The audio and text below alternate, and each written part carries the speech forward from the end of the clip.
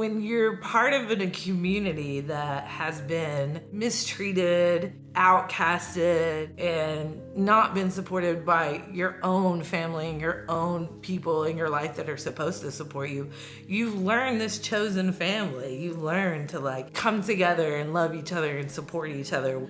The culture I'm trying to create is definitely a safe space, and a safe space not for just the queer community, but for anyone who at any point in their life have maybe not felt good enough or welcomed or included.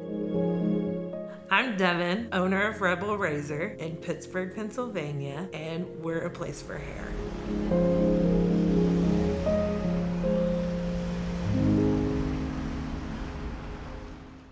And where did you grow up? Mostly we lived in a small town outside of Knoxville, Tennessee, Oak Ridge, Tennessee. I went to high school in the 90s, and there was not really any queer representation at all.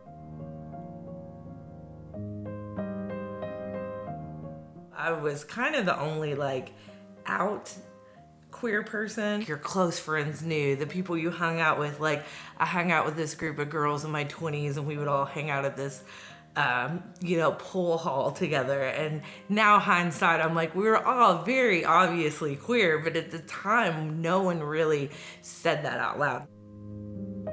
When I was a teenager, I was a chronic runaway. I spent a lot of times in runaway shelters. I spent a lot of times just escaping. And one thing I used to do is I would just go out at night, because to me, nighttime was safe. I would just sneak out and play music and just walk the streets for no reason. Sometimes I would go feed the fish at the pond. And I think that was the only time I felt safe. I actually dropped out of school 3 times because my family didn't support my idea of going to school, because they felt like as a woman, my role was to be a mom and to be a wife. And that was my only role in life.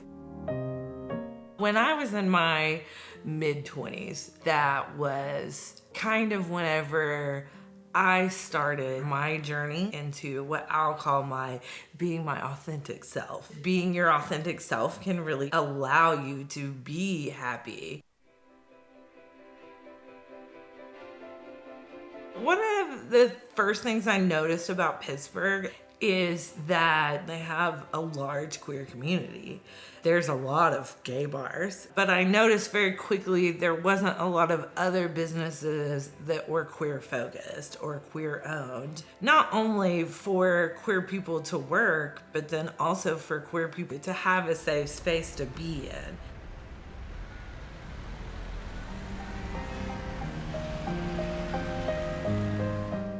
My son had always dreamed of going to film school in Pittsburgh, and he was afraid I wouldn't leave the comfort of this house. I in that moment was like, whoa, and I'm like, of course I would do that. I would do anything for you. I want to support your journey and your dream. That was very important to me as a parent.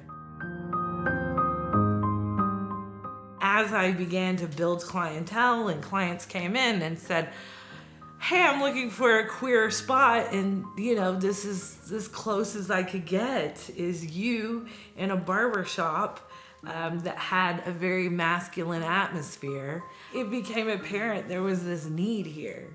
And I actually ended up getting a part-time job at a restaurant, and I met a few other people that were like, oh, I used to do hair, but I quit because there was nowhere for me to work.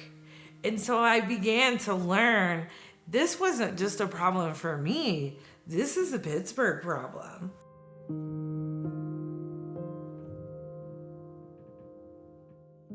I feel like the biggest problem in our industry is people just don't listen to the client.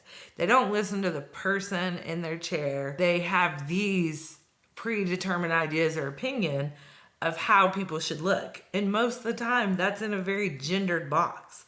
Assuming guys want short hair, women want long hair. And then whenever you break out of that mold, you break out of that box, people don't know what to do with that. It's so important to have businesses that people can come in and just feel comfort, whether or not they're actually gonna get a haircut or eat a meal. Like sometimes they just want to experience the environment in a city like Pittsburgh that they can just feel at home. If I could tell 15-year-old me anything, I think I would just tell her that there is light at the end of the tunnel, that one day you're gonna have a beautiful life. It's hard to imagine where I came from and to see where I'm at now. It doesn't matter if you're male or female or trans or non-binary. My skill level and most stylist skill levels, you should be able to cut all people's hair. It shouldn't begin and end by what you identify as. So what I would like to do as a stylist and a barber is let's break free of these molds and these boxes that we put ourselves in that make people think this is the only way to be feminine or this is the only way to be masculine. My hope is that they walk away from our business feeling more of their authentic self, that they feel hey, maybe the world's a little less scary.